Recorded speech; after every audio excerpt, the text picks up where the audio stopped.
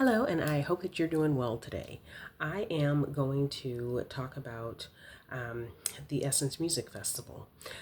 There has been a lot of commentary about it um, all over the internet, and some of the commentary has been pretty interesting, and there have been some valid points made.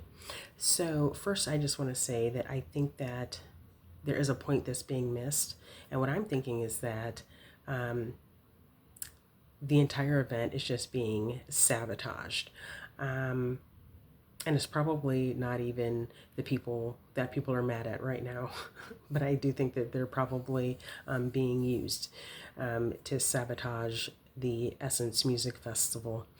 So, first of all, I mean, if you're not familiar with the Essence Music Festival, it's a really big festival. It's been around a long time. It's a big moneymaker. It's a big event in the city of New Orleans. It's something that a lot of people look forward to. It's even sort of like a bucket list thing for a lot of people. So it's definitely a big deal.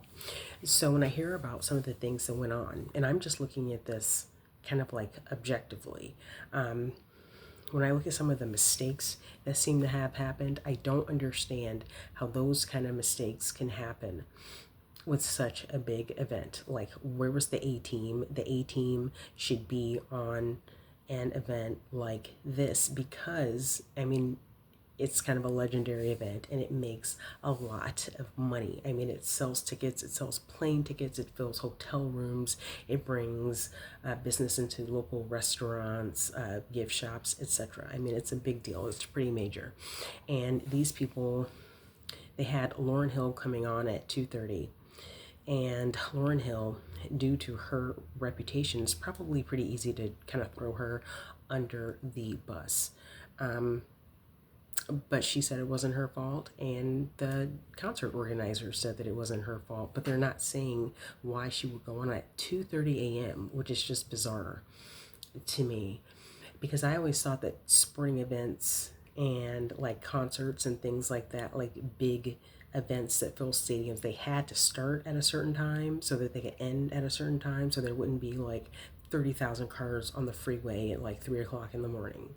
So yeah, I didn't understand that. I mean, maybe New Orleans, being New Orleans, just operates differently, but it just seems like that's something that um, they should have been able to manage a little better.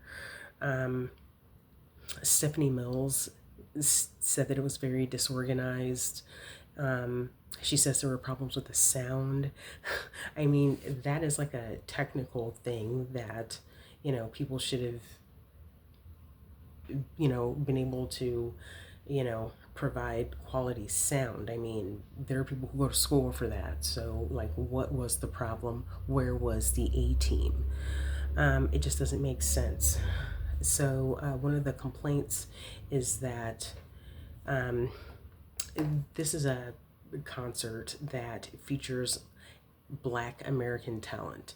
So I guess the focus has been shifting over the years to like specifically people from Nigeria. Okay, fine, but why would you do that? Because when you look at Black people in America, 10% of Black people in America were born outside of America. When you consider their children, like, 20% of Black people in America have some sort of ties overseas. So that means that 80% have no significant ties outside of this country. And they identify with the culture within this country. So if you're trying to make money and trying to sell tickets, why would you not try and appeal to the dominant culture within this, which in this context would be Black Americans? Does this make sense? I mean, it doesn't really make sense, which is just why I really think that the whole thing is just trying to be dismantled and undermined, because there's a lot of that going on in American culture right now. I mean, there's a lot of people trying to whitewash history and rewrite history, take history out of context, and not teach it um, in a well explained way in schools.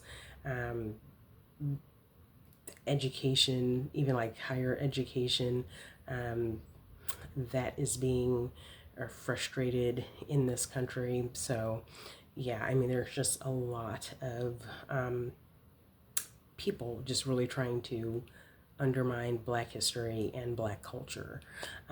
People really want to tell their own narrative about Black culture because people love talking about Black people and Black culture, but they only want to do it in a negative sense. They love talking about race, but only in a negative sense, never positive.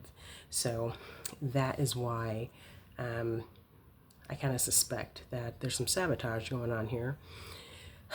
So there's all of that. Again, this is in New Orleans. At least part of it was done at the Superdome, if they even call it the Superdome anymore. But it's a huge major event, and it's just like, seriously, you can't send the A team to set up the sound in the Superdome. You can't get Lauryn Hill on time any earlier than 2:30 a.m. I don't know.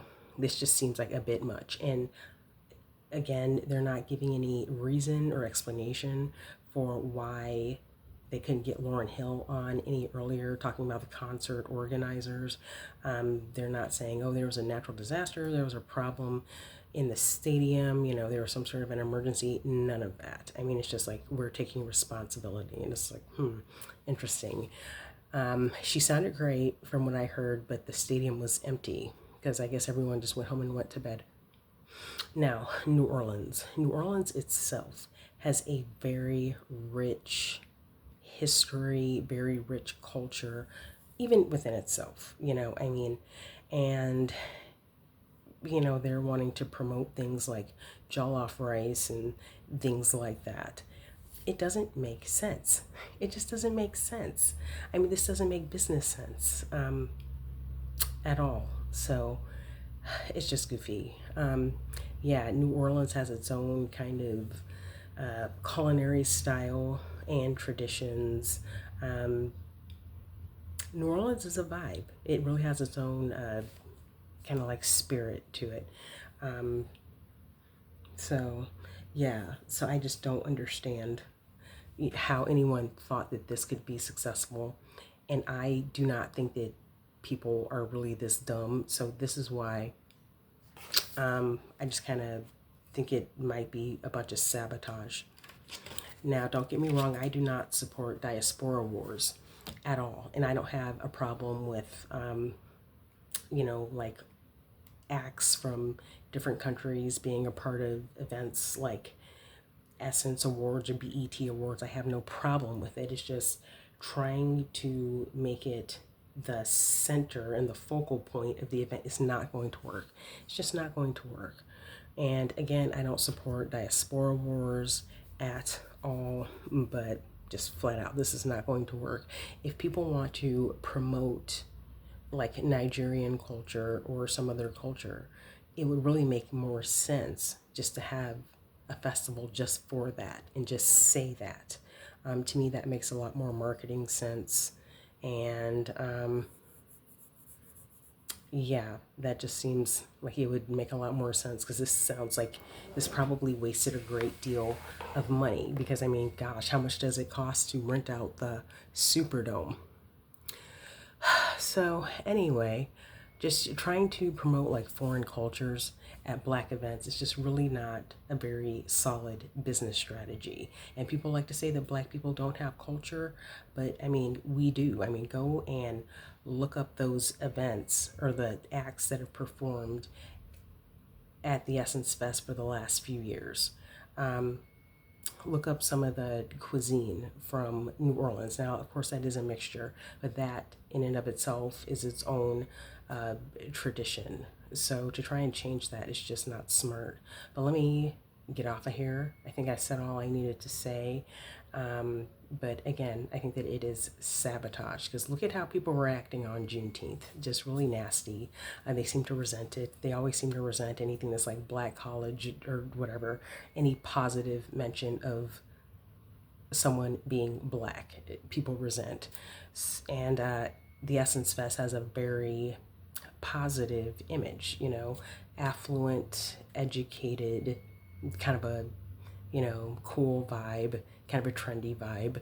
So Yeah, they need to smarten up. And I don't really think that they're all that stupid, and I think it's sabotage. Bye.